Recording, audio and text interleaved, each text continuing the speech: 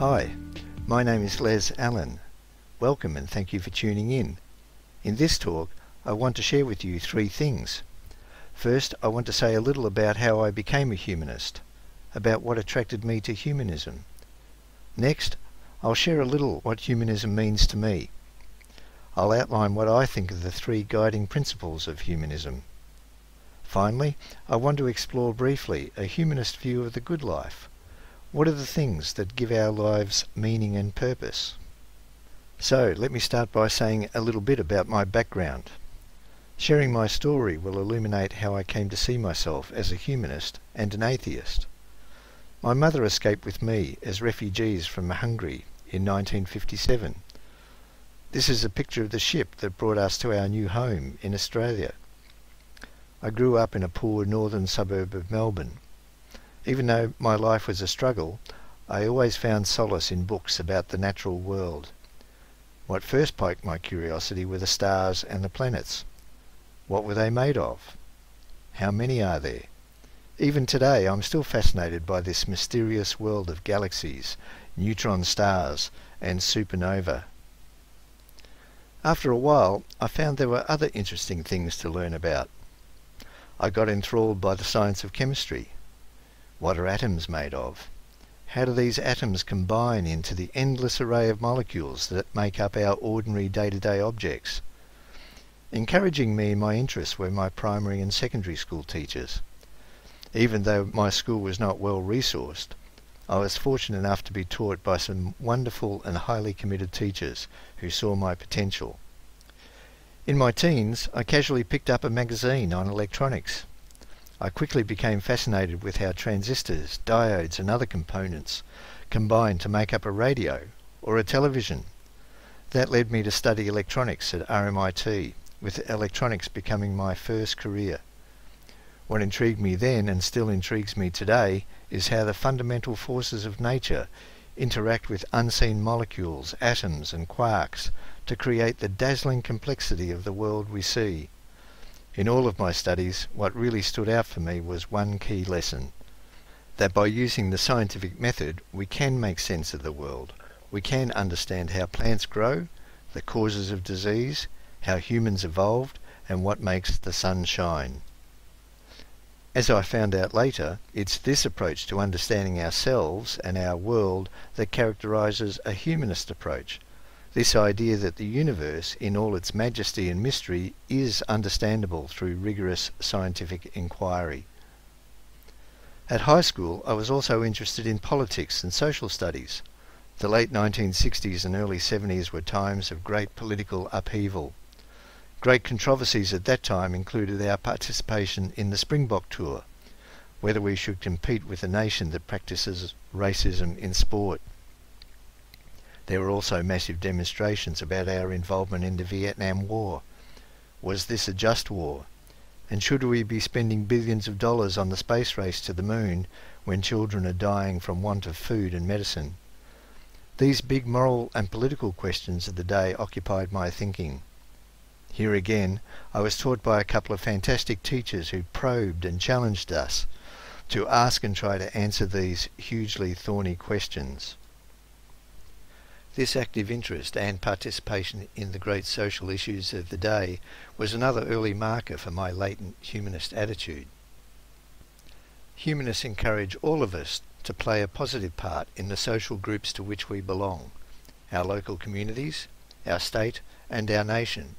But more than that, humanists impress on us that we are global citizens and that what we do at the local level impacts people in faraway lands that we will never see nor meet. For example, how we eject pollutants into the air, manufacture and dispose of plastics, and buy more clothes from the fast fashion industry than we will ever wear, impacts the child growing up in Somalia and Bangladesh. I'm so pleased to see how this humanist respect for truth and science on the one hand, and our recognition that we are truly living in a global village in which we are all responsible for each other, has been picked up by the young people of today. I'm thrilled that millions of people all over the world are taking the lead, from 16-year-old Swedish student Greta Thunberg and other great young leaders. Through the United Nations and Humanist International, humanists are campaigning for much greater international cooperation and collaboration to meet the very real threats to human existence and human welfare. But don't be fooled for a moment that humanists are only concerned about human welfare. Don't be fooled by the name humanism. From the time of the Enlightenment, leading humanists have been advocating taking into account the welfare of animals in our decision making. The person who started off the modern animal rights movement in 1976 with his book Animal Liberation is humanist Peter Singer. Peter Singer is an Australian philosopher and ethicist who now teaches at Princeton University in America. When it comes to how we treat animals, what matters for a humanist is not whether they can think, but whether they can suffer. You may recognise that insight as being formulated by that great Enlightenment utilitarian philosopher, Jeremy Bentham. Here again, young people like you are taking the lead. I speak with many young people who are taking an active role in campaigning against the suffering of livestock that we see happening on an industrial scale. This is the humanist attitude in action. I see these same young people actively working in the effective altruism movement. A humanist recognises that in trying to do the most good that we can do, trying to minimise the suffering of humans and animals as much as possible, our resources are limited. With this humanist approach, we are applying scientific principles and methods in working out where we should spend our altruistic efforts for maximum impact. A great example of an organisation doing just that is GiveWell at givewell.org. I hope you are getting a flavour for why I'm attracted to a humanist approach to life. I want to change gears a bit now and talk a little about my life after school. But to make sense of that, I need to say a little about my church life while at school. When I was 12 years old and after an 8-week course of lessons, I received the Eucharist at our local Catholic church, St. Christopher's. Now, I can't remember what led me to do that. Perhaps my devout Catholic aunt had a hand to play in that. I do remember, though, that after I received my confirmation, I did not return to the church. Also, in my late teens, my stepfather suddenly decided that our family is going to attend a local Protestant church, St. Philip's. I quite enjoyed my time there, especially the Sunday school lessons that were run by a delightful young lady. As suddenly as my stepfather decided we were starting at the church, he just as abruptly decided we were no longer going. In all of this, as much as I liked the people in the church, I never really bought into the key Christian teachings. That the world was created in 6 days, that Noah saved a select few after a worldwide flood, that Jesus died for our original sin and rose from the dead on the 3rd day. For me, these teachings just plainly contradicted what we knew was possible, given our scientific view of the world, and also just did not make philosophical sense. In my late teens, I also started reading some of the seminal atheist and humanist writers, such as Julian Huxley, who was a grandson of Thomas Huxley, friend of Charles Darwin, and Bertrand Russell. That reading, along with my interest in science, primed me for what was to happen next. Following high school, I enrolled at RMIT. There I studied electronics for 4 years. In my class was a very committed Christian, Gary. Now, Gary and I were friends and we got on very well. It was our long conversations about religion that piqued my interest enough to enrol at La Trobe University for a degree part-time. My main interests were philosophy and the history of religions. I became interested in 2 key areas in philosophy. Firstly, how do we know stuff and how does the scientific method work? And secondly, what is the foundation for ethics and how do we decide the key moral questions of our time? These questions still interest me today. It was when I began my studies that I first joined our local Humanist Society, Humanist Victoria. It was called Humanist Society Victoria back then. We've only recently changed our name. In the last 4 years or so, I've become active again, and that's because I'm passionate about getting our lawmakers to use reason and evidence when deciding public policy and framing legislation. I'm also passionate about creating a society where every human being can reach their potential. Okay, that's a little about my background and what attracted me to humanism. You may be asking yourself, But what exactly is a humanist approach to life and living, and how does it differ from other approaches? I think the humanist approach can be summed up in these three themes or principles. 1. Reason and evidence. 2. Compassion and equality. And 3. Autonomy and dignity. Let's look briefly at each of these principles in turn. The first thing to note is that humanists respect reason and evidence. But what does that mean? Humanists think it is through the use of logic and reason that we reliably arrive at truths about ourselves and the universe. Conversely, we don't consider intuition and faith as reliable guides to knowledge. We think that our personal beliefs should align with the evidence put to us. In the social sphere, we think that public policy should be informed by the best scientific evidence we have available. This principle encourages us, for example, to get acting on climate change before it's too late. Applying the scientific method leads us to a naturalistic view of humans and the universe. Science teaches us that the visible universe is some 14 billion years old, that there are 4 fundamental forces of nature, and that life evolved over some 3.5 billion years of evolution on Earth, with Homo sapiens first appearing some 200,000 years ago. That doesn't mean that we know everything and that there are no deep mysteries yet to be solved. Scientists are working on figuring out what happens inside a black hole, how quantum entanglement is possible, and what is the nature of dark matter and dark energy. Perhaps the biggest and most elusive mystery is the nature of consciousness. How do the 80 billion neurons that make up a normal living human brain give rise to the feeling of love and the sensation of a rose? The next humanist principle is compassion and equality.